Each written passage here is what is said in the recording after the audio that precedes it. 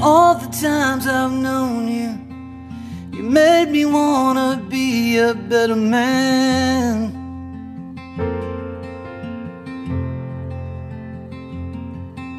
I'd look into your eyes, the words would pass between us, you'd understand. How can I write a song as beautiful as you were?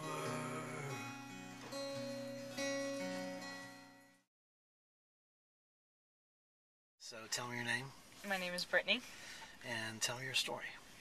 Okay, I was put into foster care when I was 12 years old, and I went through a couple different foster homes. It was a bit difficult going to different schools, but my foster families were really good to me, and I ended up being able to go into an independent living program when I was 17, almost 18, so I had my own apartment and a DCYF funded program called Communities for People. They helped me with my apartment while I went to college and helped me towards my independence. And during that time I participated in a program called the Jim Casey Youth Initiative, which is now called the Aspire program. And with that program they helped to get me an internship with Rhode Island Hospital, which I was going to school for biological sciences, so the internship really helped me out. And I ended up going to URI, and I graduated with a Bachelor's of Science in Biological Sciences, and that was in 2008. And I actually just bought my first house in 2009, May of 2009, so I was able to use the Aspire match. They match $1,000 for any type of goal that you have, and they used $1,000. Yes, I saw that online today when I was looking for people to call to find someone to interview. I saw the Aspire. Yeah, that's definitely, that program helped me out a lot, because one of my teachers with the Aspire program helped me with get the internship at Rhode Island Hospital, and then they also helped me. They matched me $1,000 towards my down payment of my house, and that was May of 2009. So, I mean, I bought my own house at 22 years old, so yeah, it was definitely an accomplishment, and I couldn't have did it without the foster care and the whole Aspire program and everything. So yeah, it definitely helped me out. So, can you tell me why you went into foster care? I went into foster care pretty much for neglect. That's why I was put in, pretty much, and there was abuse there also. So. And that was when you were 12? Yes, when I was 12. I actually had a mentor in school while I was in elementary school, and she was my mentor from 3rd grade and until 7th grade, and she became my first foster parent. So right. After that, I mentor a 17-year-old girl that's in a group home right now. So when you went in at 12, were you so you were fostered? Yes. Yeah. So you how many foster families? I was actually have? only in 2. I was in the first one for 10 months, and then the next one I was in for 5 years. So I was actually one of the lucky ones to only have to go through 2. But I had a lot of foster sisters and brothers that came throughout my home when I was staying there, and they've had lots of different ones. So yeah, I was lucky to only have 2. Yeah. Well, and okay, so was there someone that made a difference, that cared about you in that time period? I'd say all of my foster families, the first foster family, Beth and Ken, they got me into the whole foster system, which at first, of course, I was upset and mad that I was going into being taken away from my family, but in the long run, it actually helped me out, and I know I wouldn't be who I am today without going into foster care and having all that help and the resources they had. So definitely. And then my foster mom, Mary, who I was with for 5 years, definitely, she helped push me and everything, and I went to college and was able to graduate, and now I'm doing pretty good. Yeah. So can you tell me about the lowest point for you? The lowest point,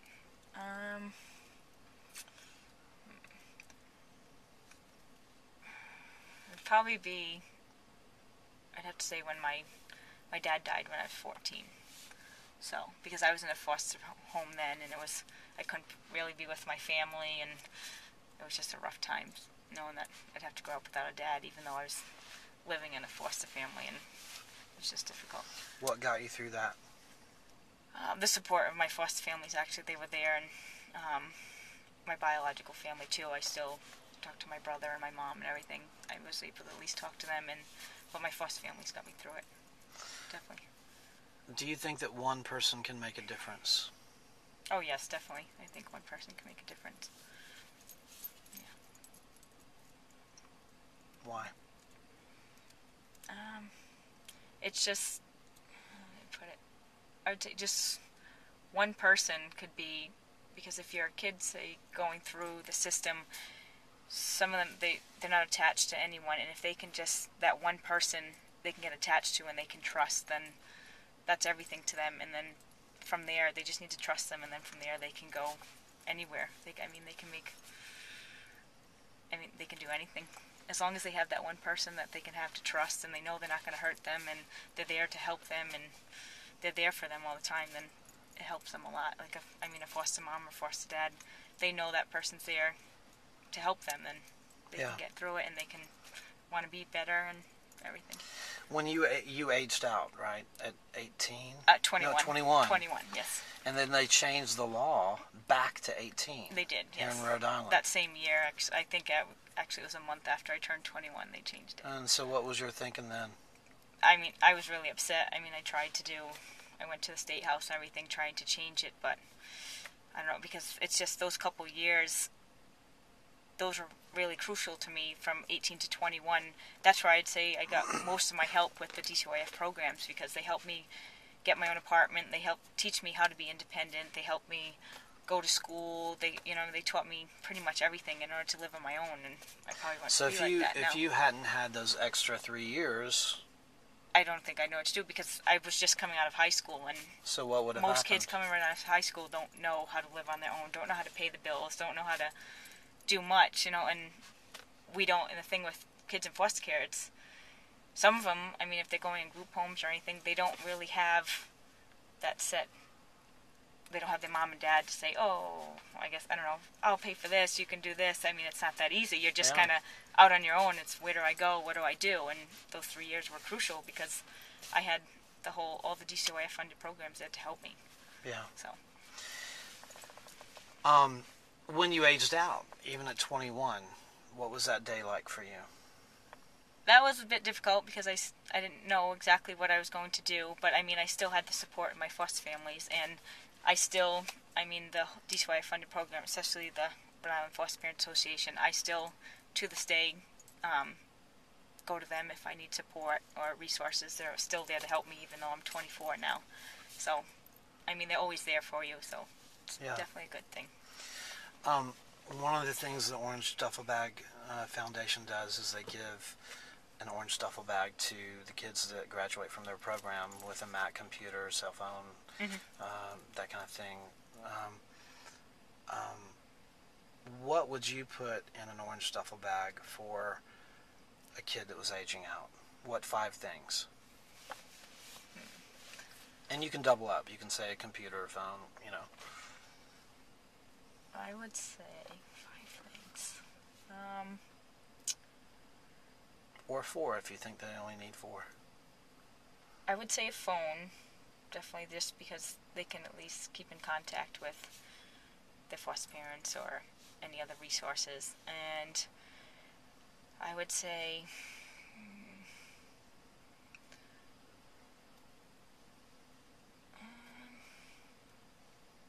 a computer too, I guess. To help them, they need to find jobs or anything. Anything else? I would say, honestly, a list of resources. Even just say, the different numbers for places they can go if they need help financially, if they need help for food, shelter. Definitely. That's definitely something I would put in there, because they have all those numbers all in one place. What would you put in there that doesn't fit in a duffel bag?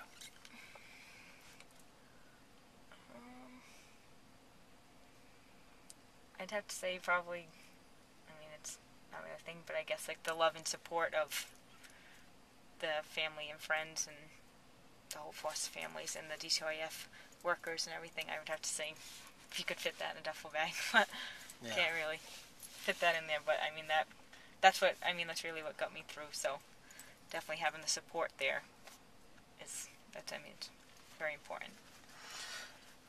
So many people got you through, and not just one person. Was there a defining moment for you where somebody said something that clicked, that made you think in a way that put you on the path that you're on now?